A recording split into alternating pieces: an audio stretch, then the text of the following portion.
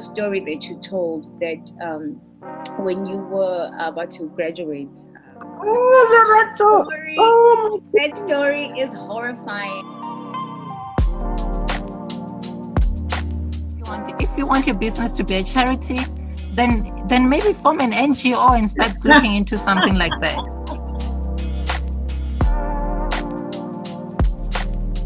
I don't believe in marriage, but you want me at your wedding.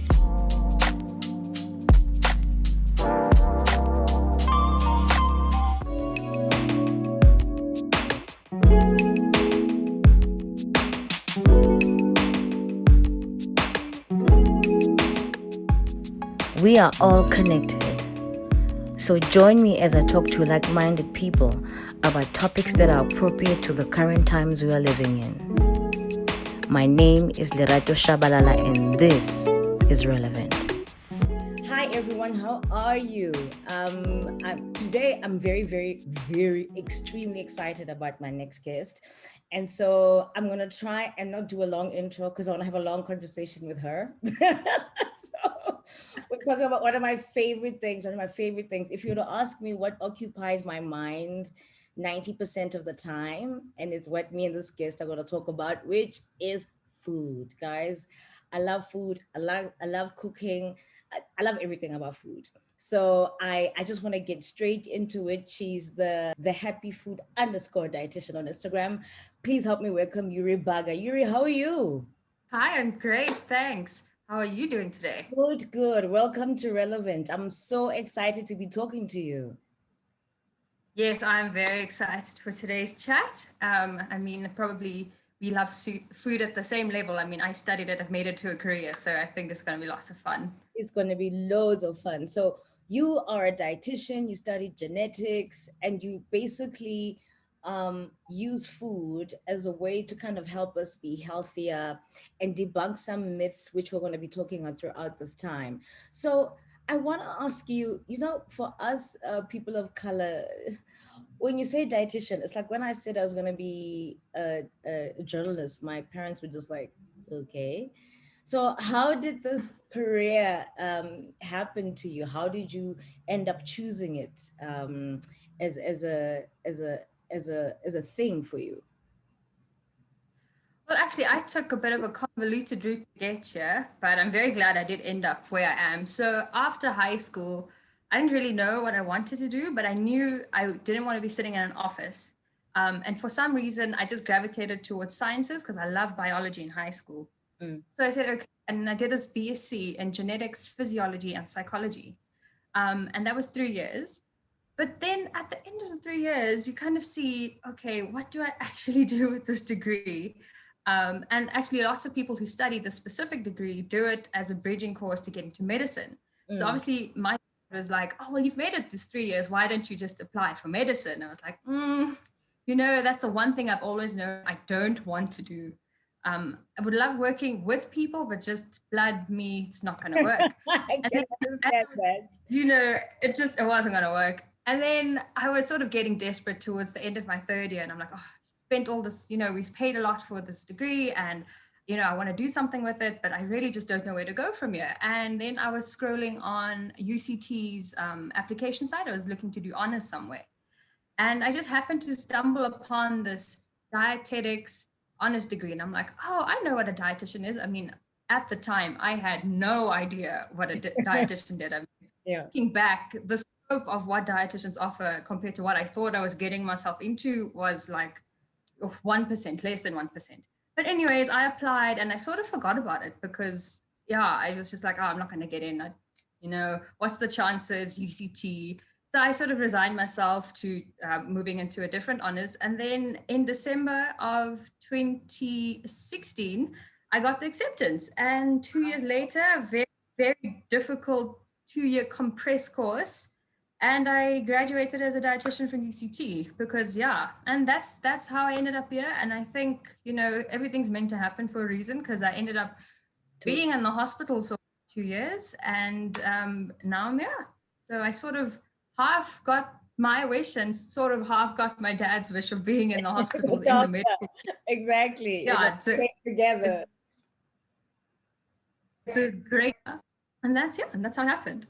That's amazing. I think maybe a great starting point is something that you mentioned, that people don't actually have an understanding of the breadth of what dietitians do, and what dietitians can offer. So for somebody who is watching this and thinking, actually, what does she do? What do dietitians do? Well, obviously, the first thing that comes to anyone's mind is dietitian and weight loss Yeah. and food police, and we're going to tell you to eating all the foods you enjoy. I know, those are the top 3 things anybody enjoys. So, or thinks of anything a dietitian. And while that's not wrong, we obviously help you with all of those things, except we are not the food police and we don't tell you to stop eating the foods you enjoy. Yeah. The scope is so wide. So if I just break it up into sort of thinking of how we studied it, obviously a major one is clinical. So like I said, I worked in the hospitals. Lots and lots of dietitians are currently working on the front lines for this whole COVID pandemic. And it's, people get surprised. Why are you in a hospital? What are you doing there? Surely you can't be telling people to lose weight when they're in the hospital. But so clinical dietitians will work with doctors, with a multidisciplinary team of the nurses, the physios, and everybody. Because if you think about it, if you're in hospital and you're incapacitated or you're so ill, and you're on a ventilator, for example, you have to get fed somehow and you can't physically eat. So we calculate feeds with enteral feeds, and that's like basically through a tube, into your digestive tract. Or if you're very ill and you can't tolerate, feeds like that, we calculate, and it's very specialized, it's called TPN, and you're fed intravenously, sort of through your veins. And so that obviously takes a lot of, science, knowledge, drug interactions. You have to know medical terminology. You have to understand what the doctors are saying. So that's sort of the clinical part, and it's called medical nutrition therapy. It's literally using food in conjunction with medicine to ensure the best outcome for the patient in a clinical setting. So that's clinical dietetics. And then just thinking about a hospital, obviously, if you're in a hospital, everyone needs to be fed. Yeah. So in order to get that done, you need a kitchen, a big food service unit. And I mean, that's not just in hospitals, that's boarding schools, that's restaurants, that's, old age homes, schools, all of that. And dietitians are also trained in food service management. And I mean, that's completely different to clinical. So while we are doing an assignment when we're studying for, someone that's on a ventilator that needs feeds, the next day we'll be working in a food service unit, helping people cut vegetables, ration scales, menu planning, budgeting, recipes, all of that. So we do work in a food service unit as well. There are lots of dietitians in that. And that's very different. It's less to do with the specific, nutrient value and sort of nutritional implications of food, but very much to do with sort of the planning around food and serving food and all of that.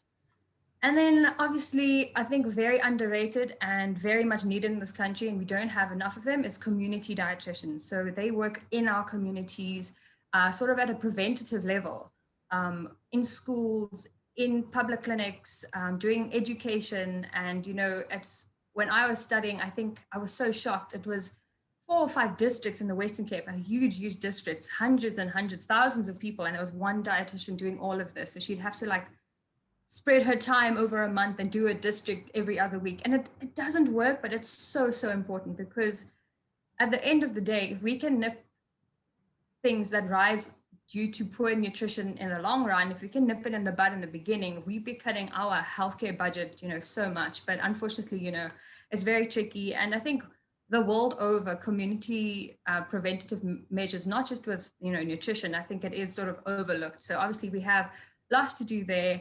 And then obviously consulting and private practicing dietitians is what we commonly known as. We see you one-on-one, we'll help you with your individualized diet. If you want to lose weight, if you're an athlete, we'll help you there. Corporate consulting, writing. There's dietitians who are solely sort of consulting with big food manufacturers to, say yes or no, you can actually have this specific claim on a food. I mean, if you say it's low fat, is it really low fat? If not, you're going against the legislation. Dietitians have to know all of that, and they consult for that. Yeah. And academia, I mean, yeah, we have a big role to play in academia, because we wouldn't know what we know if it wasn't for the dietitians doing the hard footwork in the labs and doing all the studies. So yeah, I mean, that's also very basically explained, but as you can see, it's a lot more than just weight loss.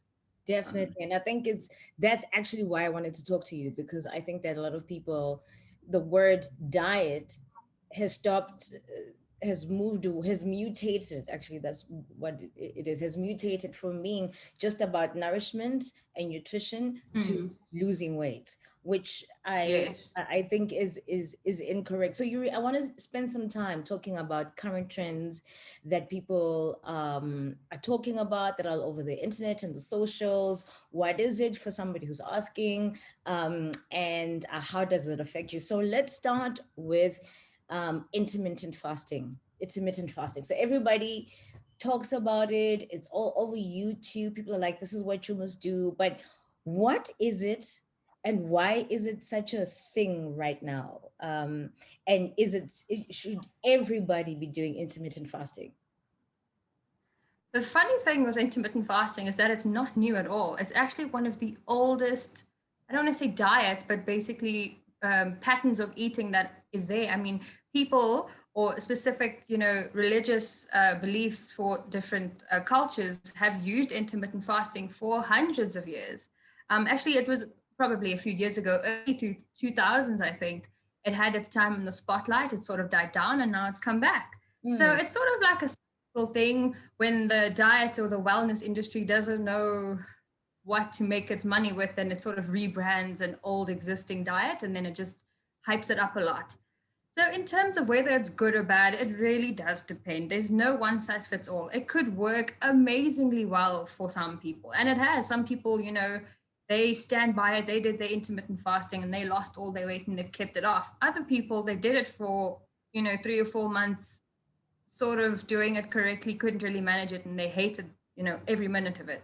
Yeah. But intermittent is basically the rule that you will, it's in the name, you will eat only for a specified amount of hours in the day, and the rest of the time you're going to fast, sort of in the hopes that you're going to kickstart your body into using the fat so you lose weight. That's essentially what we hear when it's advertised out there in social media and all of that. But there's lots of different types. There's a 18-2, there's a 5-7, there's different ones. So sometimes it's, you eat for 2 hours and then you have an 18-hour break, or if you start looking into it, there's lots of different ones, which is why you have to do your research, and it can get very, very confusing. But in terms of whether it's actually healthy or not, of all the fad diets that are out there, there is some evidence that in certain situations, intermittent fasting does have its place compared to, for example, I would say keto or detoxes or something like that. So, depending on your lifestyle, it may work for you, but it's definitely not something that the whole population should go and do. It's just not feasible. So, yeah, this is your question. Yeah, and I think it's not everything is for everyone, and I think that is clear from your answer. And I think the discussion we're having today is just about finding the thing that works for you. So one of the things that everybody's talking about also at the moment, and while I eat these, I actually don't understand what it means. So I'm asking this as much for myself as for others. So when we say anti-inflammatory foods, what do we mean, and what effects do they have on our bodies? Why is it such a thing to have an anti-inflammatory diet and food be part of your daily, weekly intake? Okay, so let's start here. Anti-inflammatory foods obviously are very important, but they're not more important than any other food that you're having. So if you are a generally healthy person that doesn't have an inflammatory medical condition, then there's really no need for you to be going out there and finding only anti-inflammatory foods to get into your diet. If you are having a well-rounded, balanced diet, you will be getting in these foods, whether you know it or not, and they will be helping you in the way that they're meant to. So, for example, there are certain conditions where it is recommended that you should be having more anti-inflammatory foods, sort of just to help support your body. For example, let's think if you have a medical condition, I've gone blank. Let's think autoimmune disease, for example, and they say, oh, it's anti-inflammatory and you need to go in this and this and this, and they're very restrictive diet. Unless you're sitting down with a registered nutritional professional who really knows your detailed individualized history, that could be doing more harm than good, because lots of foods are pro-inflammatory and anti-inflammatory.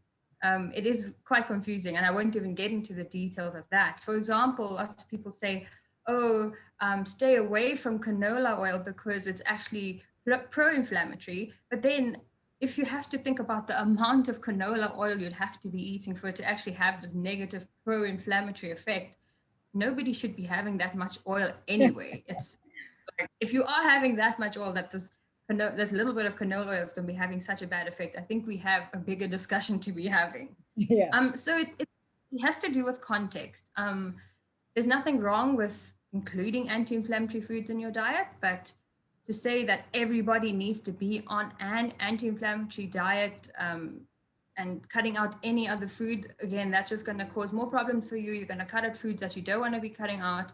And if you do have other medical conditions that need, for example, these foods you may be cutting out unknowingly, then yeah, you're going to have another problem a few weeks down the line, and then, back at square one plus another problem.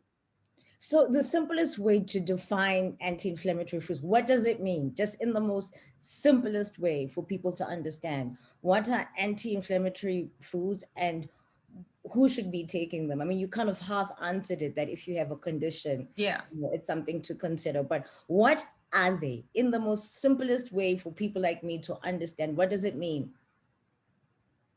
So in our bodies, we have pro-inflammatory and anti-inflammatory processes, and these will obviously be influenced by the foods that we eat. So if we are eating foods that are not supporting these anti-inflammatory processes, so, very highly processed foods, not a lot of fruit and vegetables, we're not getting in any fruits, which most of the antioxidants have an anti-inflammatory effect, omega-3s and things like that, we're not getting any of these anti-inflammatory foods in, which obviously is not going to be great on our body, because a natural sort of bodily process is inflammation and we need it to be there. But if we're not supporting this and we have an underlying issue, it's going to turn into a problem down the line. So it's basically, so things like blueberries or our green leafy veggies, basically fruits and vegetables, because if you're getting in a good variety of fruits and veggies, you will be getting in your anti-inflammatory foods. For example, if we're only deep frying our foods with sunflower oil, that's going to mean, okay, we're not getting any omega-3s, we're having highly processed foods, we sort of supporting the pro-inflammatory systems in our body because we're not pumping it with the right nutrients and the right anti-inflammatory foods, which are fresh foods, minimally processed, very colorful foods, think berries, brinjals, tomatoes, peppers, with all basically the different colors. We want lots of color. If we're having just, fish fingers and a piece of bread and potato chips, it's beige. There's nothing in there. There's no color. There's none of these antioxidants which support the normal processing functions in our body. Yeah. That's a great way to explain it. I mean, I think I've just understood, because I've been wondering, like, what does it actually mean? And I think this is like the simplest. Yeah. And I think when you mention berries, it's a nice segue into one of the other sort of buzzwords of the moment, which is superfoods. Everybody talks about, we have superfoods, chia seeds, berries. And for people who also are like, what are superfoods? And I think, look, there are different reasons why this is happening. We have Jamie Oliver to thank for having an entire series about superfoods. But what are they? Why is it so important? And once again, what's the obsession with superfoods? So let me start off by saying that superfoods is one of the most inventive marketing tactics of the century. Because it is literally just marketing. It's clever wording trying to get people to eat their vegetables, which is what we've been saying for years and years and years. It's crazy. Actually, speaking about programs and people and, self-proclaimed health, gurus, I was watching a show on TV just last week and it was speaking about superfoods. And when I was watching it, I was just thinking, there's nothing super about any of these foods. These are just foods you should be eating. You've just stuck a label on it. Now you've gotten people to believe that it has these miraculous healthifying properties.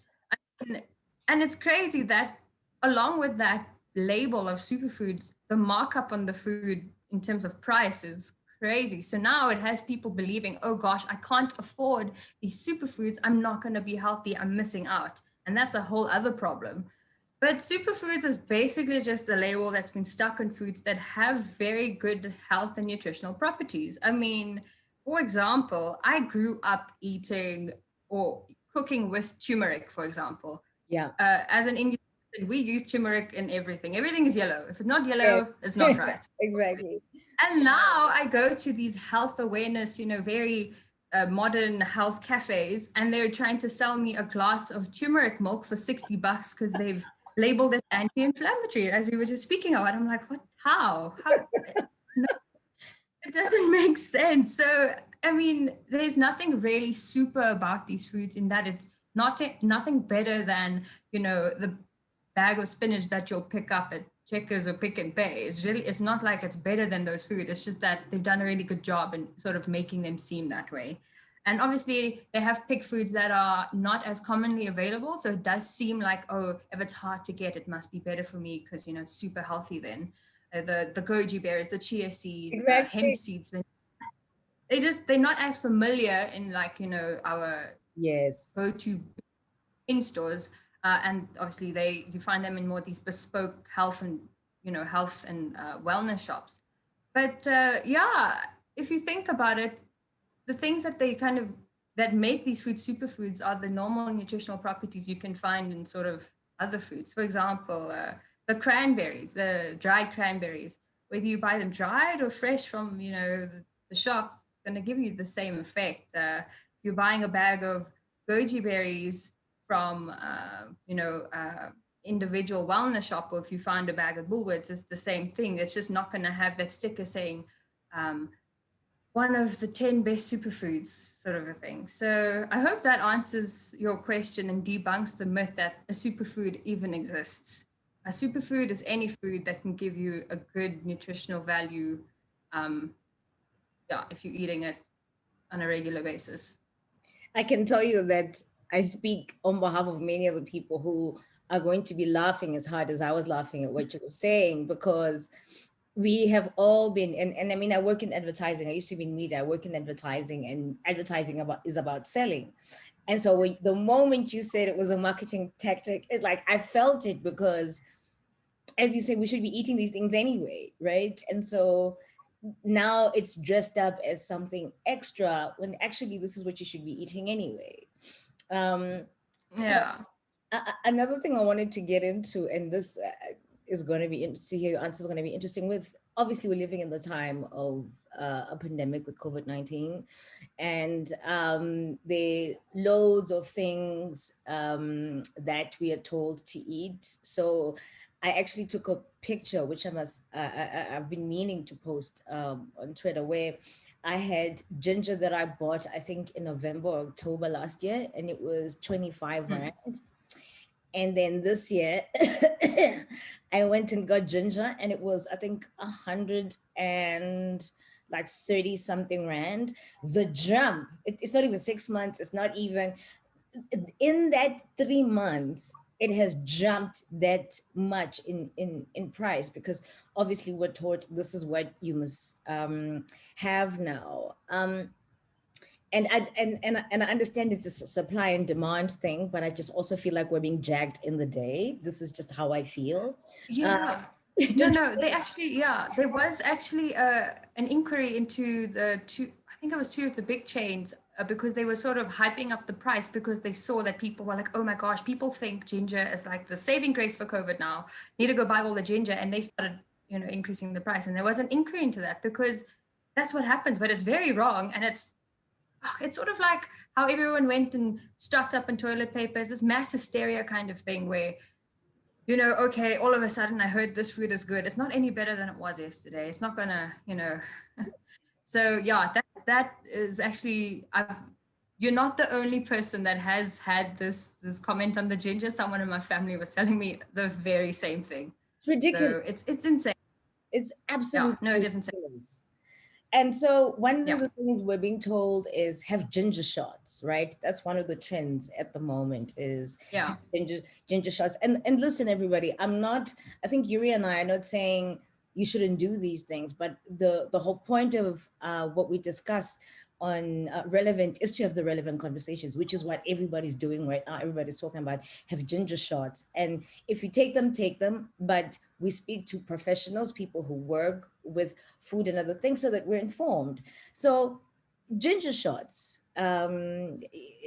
what's the what's the vibe? I mean, are we meant to take them every day? Like what's the thing around especially turmeric and ginger shots? It's like a thing, especially you It's a know thing. say It's a that thing. go to these bespoke places. This is what they'll tell you. This is where take this. Yeah, so again, I mean, there's nothing wrong with it, like you said. Absolutely. Honestly, it's probably if you were someone that wasn't eating as healthily and including these sort of, healthy foods in your diet before, and this has sort of made you make the change, then that's actually kind of a good thing. But at the same time, context, you have to know why you're doing it. Don't just do it because you Right. saw some Instagram person, influencer say, I had my turmeric and ginger shot and my skin is glowing today. No, you need to, because it's not going to do that. They put a filter on and then that's why they were glowing. It's not the ginger and turmeric, but it doesn't take away from the benefits that the ginger and turmeric will provide you. So if you are having a daily and you enjoy it, and it's not like this chore that you've now given on to yourself to do, go for it. It's not, I mean, unless you really have been told by your doctor or healthcare professional, please don't eat ginger, which is, very rare. I don't think I know anyone that's ever been told that.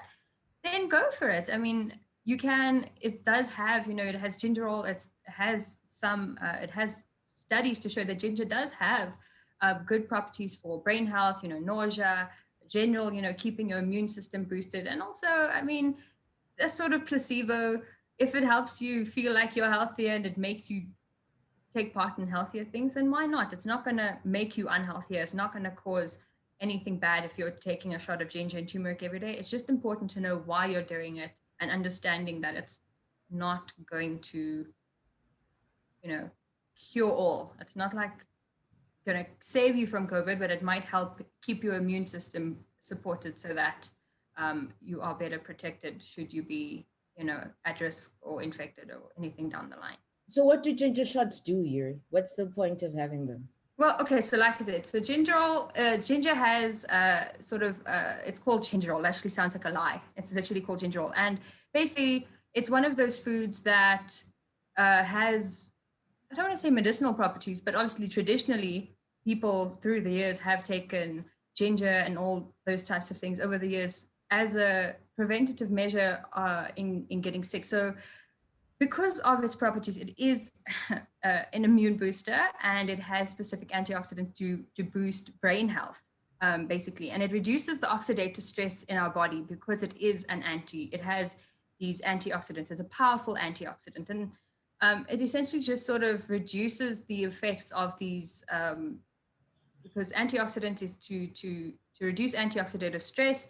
And basically in that way, it can help keep our bodies healthier than if you weren't taking it, for example. I think also for morning sickness, it's a very good one. So it sort of reduces symptoms of general feelings of illness. And it really just comes down to its micronutrient and antioxidant components. That's what a ginger shot does for you. It's not anything more than that. Of course, they can make it taste good and put into juices, and they can now stick a health claim on it because they are actually, long sort of a connotation to ginger that it is healthy and it's been used for years and years to be sort of a medicinal support through nutrition. But essentially it comes down to its antioxidant and reducing the oxidative stress in our body, those properties. That's what it comes down to. Oh, wow. Like I had no idea about the morning sickness as well. I think this is going to be useful to so many women who've got no idea. Okay, so one of the last trends I want to talk to you about is we hear about brain food. Food that brain needs. This is going to be good for your brain. What does it mean? Is it another is it another tactic? Is it another marketing tactic, or are brain foods really a real thing? okay, this is not so much a marketing tactic, but it refers to foods that will help support good brain health and memory and concentration if eaten as part of a regular diet consistently. So if, okay, I have an exam tomorrow and I'm like, oh gosh, I haven't studied, and then I'm going to go have 4 bowls of brain food, it's not going to help you.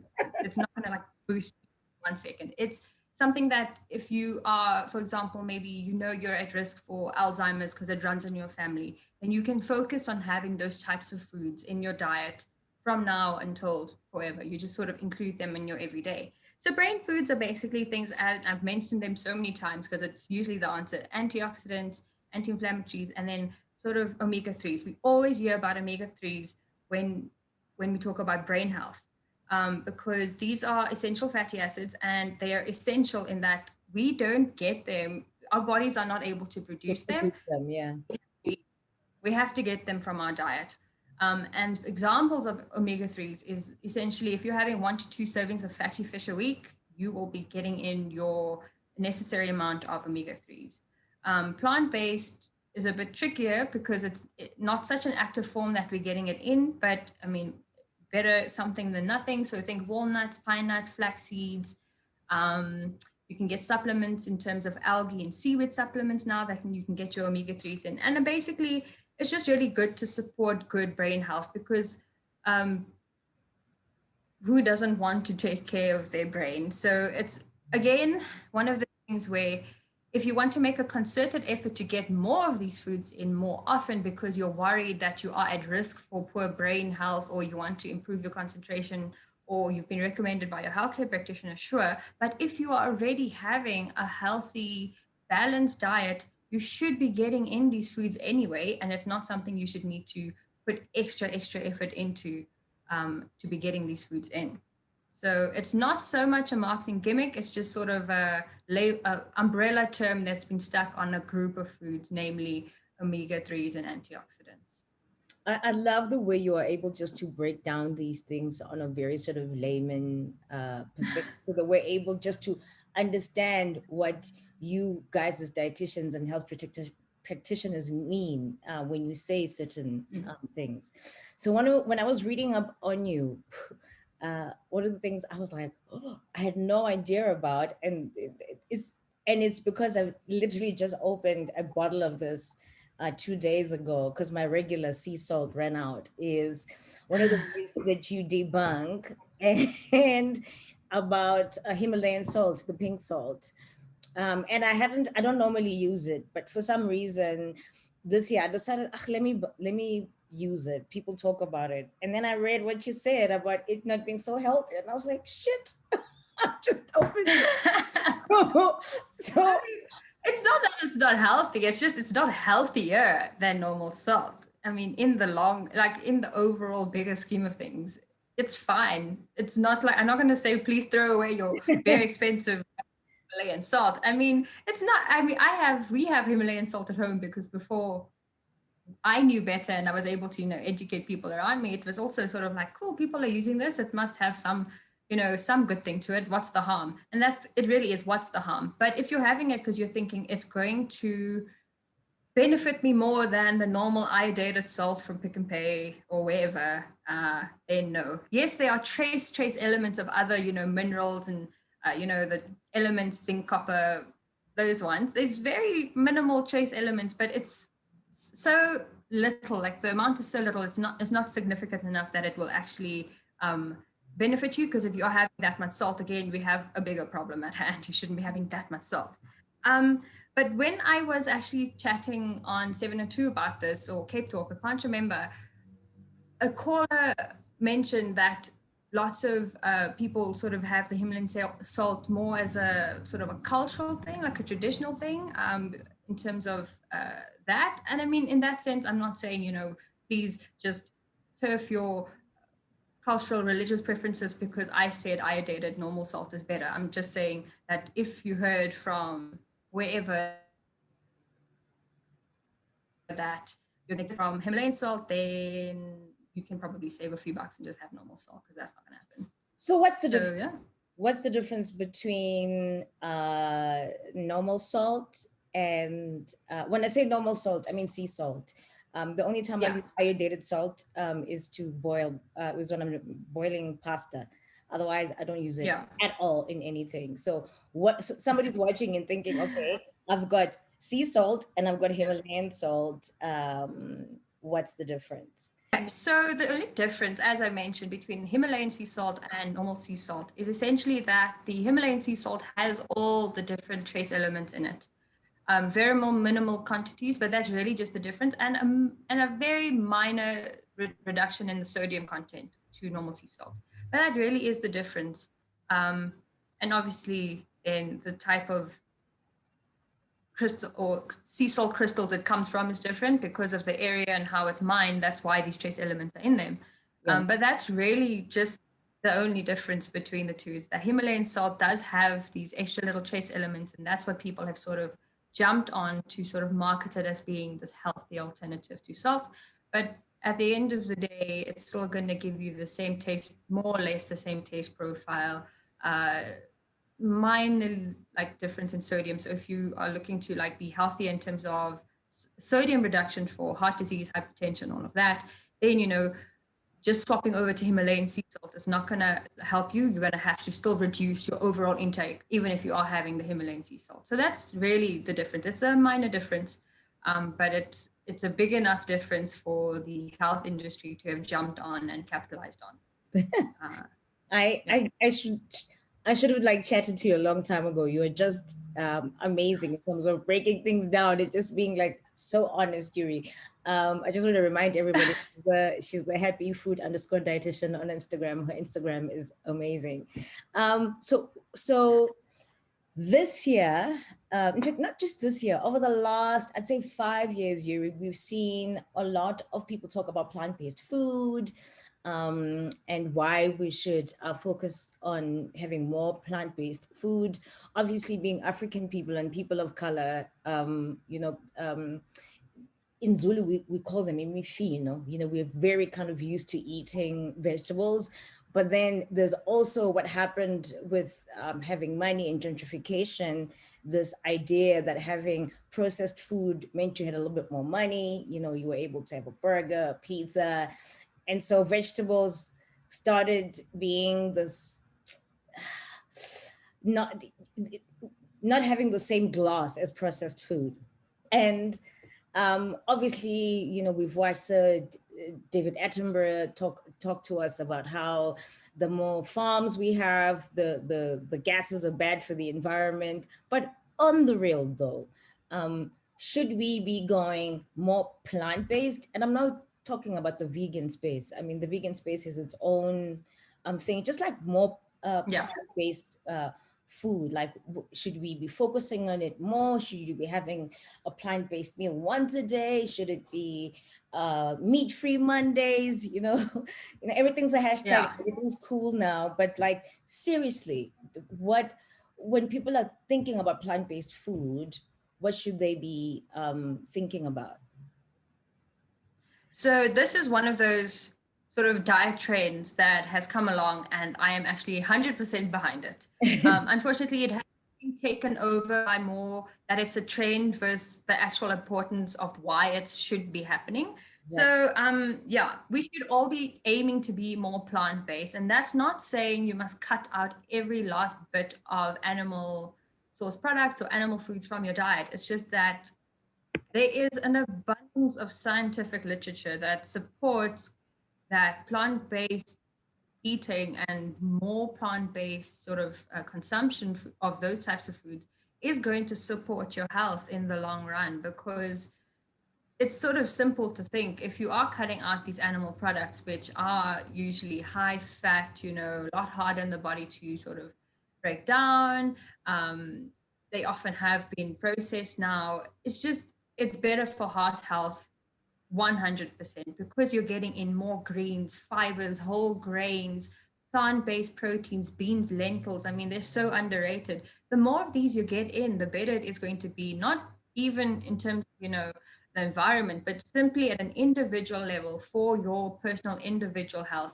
And this is regardless of whether you have or do not have any specific medical conditions. But for the general population, a plant-based diet is the way to go.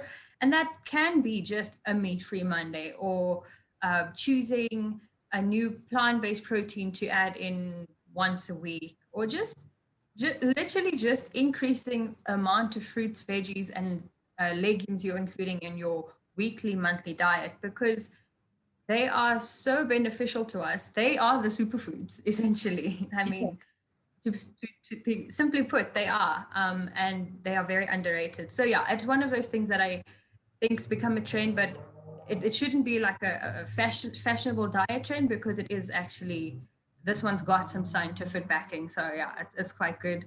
But it can be very tricky to navigate now because of all the different opinions coming in. Like you said, with now the vegan movement sort of becoming the more prominent one, it sort of scares people off, because the prospect of not having any animal foods can be daunting, because it sort of does limit what you're able to do. And in such a busy life, you don't want to be thinking about, oh goodness, where am I going to find a completely, vegan meal when I'm going out and stuff. But no, plant-based, agree with it. It's really good.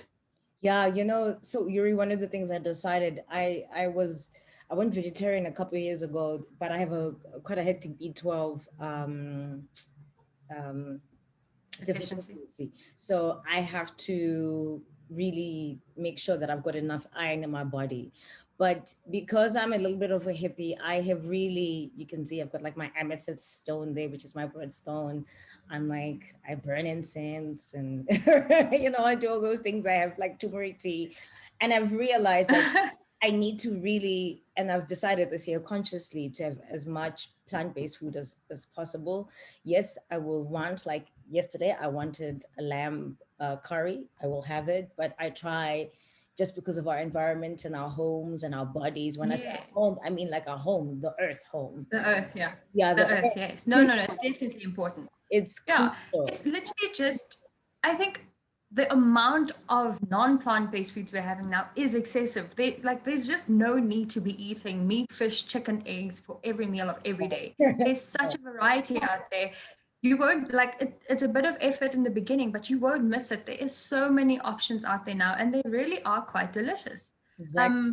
So yeah, definitely. It's sort of like even if people who are, carnivores to the core, there are lots of those people. I mean, people in South Africa often joke that chicken is a vegetable. So I mean, it's very hard to crack that, because people don't want to let go of these, meat products. It's not to say you can't have them. It's just experiment a bit more, be a bit open-minded, and just reduce it a little bit and introduce more plant-based.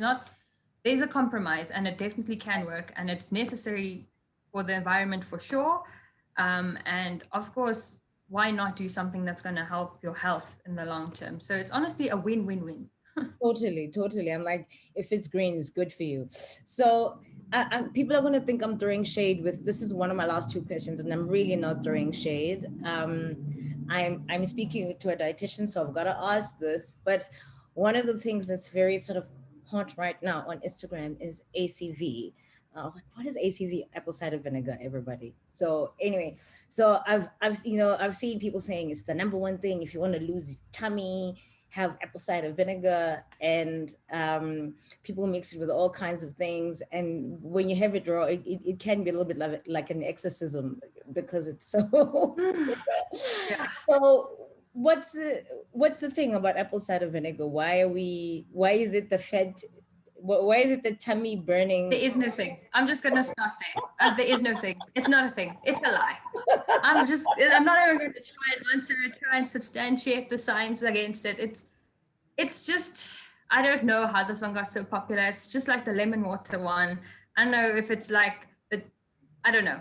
I won't lie, and I won't say that I've really delved into the science of it, because I know at the base, at the core, there's just no feasible way that you drinking a really sour, awful shot of ACV in the morning is going to burn belly fat, because I've seen that claim. Yeah. One shot of ACV in the morning will burn 1 kilogram of belly fat in a week. And it's probably not going to happen, but maybe it makes you feel so gross afterwards you don't want to eat your next meal, and so you're eating less, and so you'll I don't know.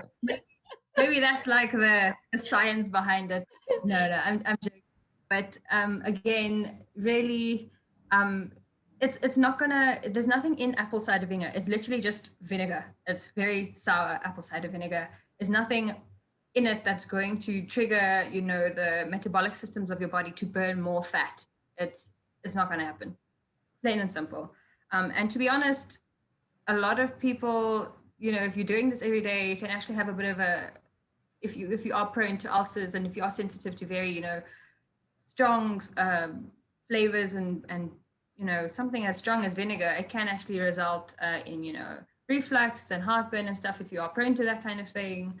And yeah, it can be a bit hard on your teeth as well if you're not rinsing afterwards. I mean, dentists, I've spoken to 1 or 2 dentists and they say they've seen a lot these days with the ACV and the lemon water especially.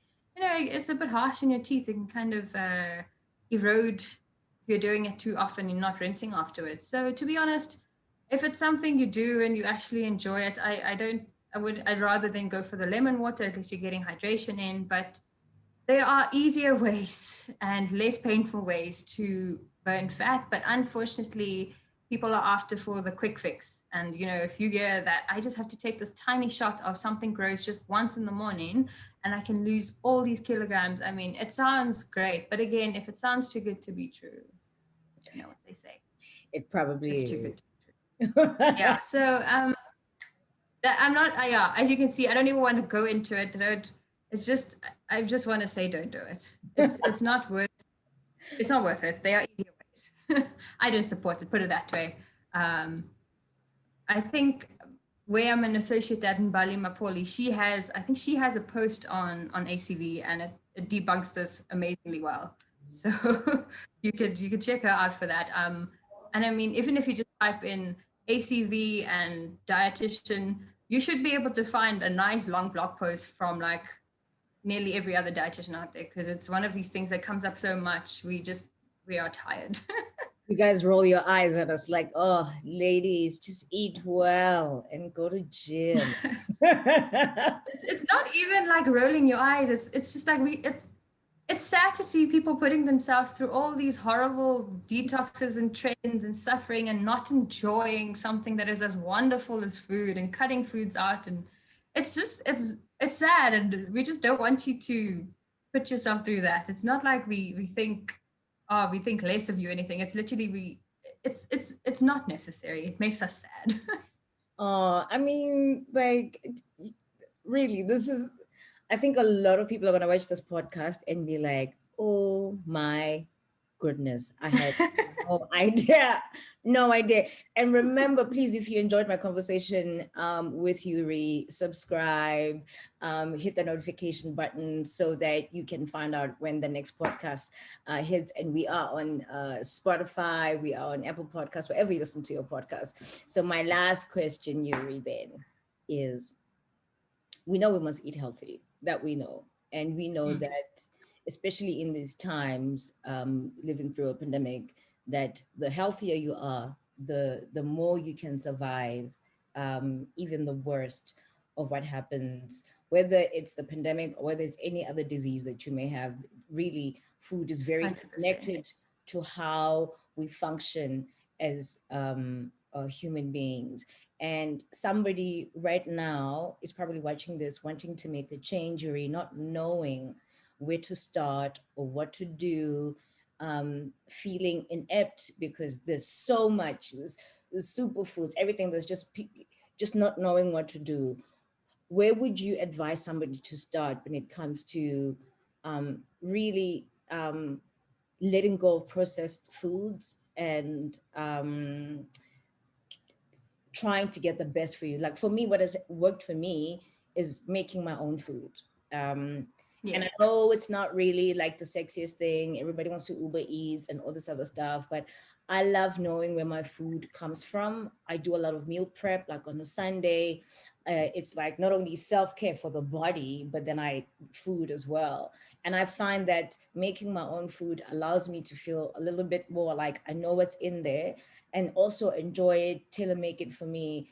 and I know it's not for everybody. Not everybody has to make their own food, but where would you advise somebody? And I'm talking particularly for people of color. I go back to us, Black people, colored people, Asian people, who we've been deprived so much. And so food for us it means much more than just sustenance. It's like a status symbol. 100%, yes. Yeah. So I'm so glad you said that. Yeah. So let's start with that. I think as time has gone by, what is considered healthy has changed so much, especially now for, as you mentioned earlier, as we've moved and become what you were explaining was the nutrition transition is essentially this moved in shift in socioeconomic, demographic, epidemiological change in our nutrition. So people of color who were previously only able to afford things literally that were harvested fresh because, that's how it used to be, can now more expensive things. You sort of think, well, okay, if I can afford these things and they are there, they must be healthier. But that's also not true. And then so you sort of move away from the food you grew up with. And essentially, the easiest thing is to go back to what you used to eat when you were younger, when you were growing up, what your grandparents fed you. From the earth, non-processed, simple foods, lots of greens, not processed, delicious, and it holds that memory, of your heritage, essentially. So that's like obviously a very vague answer, but essentially that's what we should be doing, because definition of health these days, for lack of a better word, has been whitewashed, because what's considered healthy is not what I considered healthy. And sort of the narrative around when you speak about what a healthy food is, and I've heard it kind of, just in groups, not negatively, it's just sort of become the norm. They say, oh yeah, but that's normal food. I'm like, it's not normal food for me. It's normal food for you. Yeah. For me, normal food is, well, not to fit a stereotype, but it is essentially curries and, rotis and things like that. Or, for Black people, it would be, pap. And now if you say, I'm going to eat pap, they'd be like, oh no, pap's not healthy. You can't have pap. You must have barley, or, that's sort of what the media will say is healthy. But no, traditional foods can be healthy. They are healthy. And we should just go back to our roots, really. So if you are stuck and you don't know where to start, I would say is pick 5 goals and approach them gradually, because if you're going to try and do everything at once, you are going to have such a struggle and probably you're not going to stick to it. So for example, if you're just trying to move away from more processed foods, I would do what you're doing. Try and cook more of your meals at home. Know what's going into your pot and onto your plate. And if that's not possible, well, then maybe you would need to set up a meeting with someone that can teach you some label reading so you know how processed the food is that you're eating. Because it's important to know, not all processed foods are bad. There's like, for example, frozen vegetables. There's nothing wrong with frozen veggies, but lots of people sort of stay away from them when it could actually be making their life so much easier. So you have to know what's going to work for you, your budget, your preferences, your lifestyle, how busy you are, whether you like cooking, whether you don't like cooking. So pick 5 goals, say, example, include at least 2 vegetables at every meal. That's an easy one. That's a great way to, be healthier just from the get-go. Most people don't get enough water in. Get your water in. It'll probably also help reduce unnecessary snacking, because lots of the time we're not snacking because we're hungry. There we go. We're snacking because we're thirsty. Yeah. Yeah. So there's, simple things like that. If you're getting takeout, I don't know, like every day in the weekday, then maybe it's time to consider meal prep. Or if you really just do not like cooking, there are now lots of companies available that allow you to sort of pre-order healthier foods that you can just pop in the oven or microwave. I think FitChef is one of them. We have YouCook now. There's also the subscriptions where you can order like a whole lot of veggies. Kind Crates, I think, is another one. So there's lots of options now for the busy working individual. There's no excuse to sort of just Uber Eats your way through the day. There's lots of ways to be healthier, and with a little bit, just, like a couple hours on a Monday or any day you have, and like a few hours on the weekend, even just jotting down sort of a plan for the week. It doesn't have to be like exact, just sort of knowing, okay, this is what I need to eat for the week. This is what I'm going to buy from the grocery store. These are my busy days. I'm going to prep a bit in advance for this. Small changes over time. Don't try and do it all at once.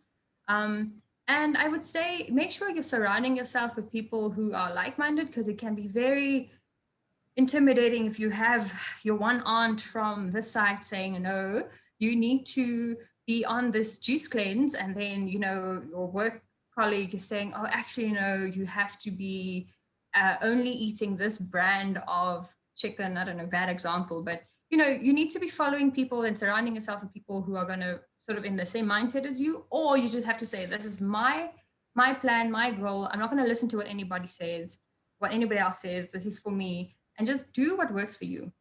So I suppose just to end nicely, when I tell my clients, I want to give you a healthy diet, it's not any one specific diet, and it's specific to you. A healthy diet is the diet that suits your preferences, your culture, your lifestyle, and the weight at which you function best. And that weight may not be your lowest weight. And that's what I say. It's like my tagline. And that's essentially what you should think about when you want to make the change into being healthier. And it's a long game. So don't think it's going to be easy, but like you must be able to look back, not next week, but in a year and say, I like this progress. In a month, you won't see progress. You're just going to be like, what am I doing? But persist and find that support around you. And I think an important one, I'm just going to add this one in here. It's important who you follow on social media, because social media is such a huge part of everybody's lives now. And it's very easy to get sort of dragged into nutrition misinformation, because unfortunately, it's not one of the things that's regulated. Anyone can claim to be a nutritionist online. And it's scary because they could be giving out, you know, information that could potentially be dangerous. And I would say, follow your healthcare professionals, follow doctors, follow dietitians, follow people who have the science, and, you know, everyone's on social media now, so it's not that difficult. And then, you know, you don't have to pay to get all this legit information. It's out there. We want to help. So we do put out all of this information for people like this. And we are grateful. We are grateful. So it's interesting when you're talking about like-minded people. So my best friend uses a dietitian. So she's currently, and we ate, I think about 2 weeks ago, I went to see her and we made a meal together that's part of her meal plan, and it was delicious. So, and I do things my own way. And so for people like her who want to be able to reach out to somebody like you, how do they find you? So somebody who's like, look, I want to actually speak to a dietitian.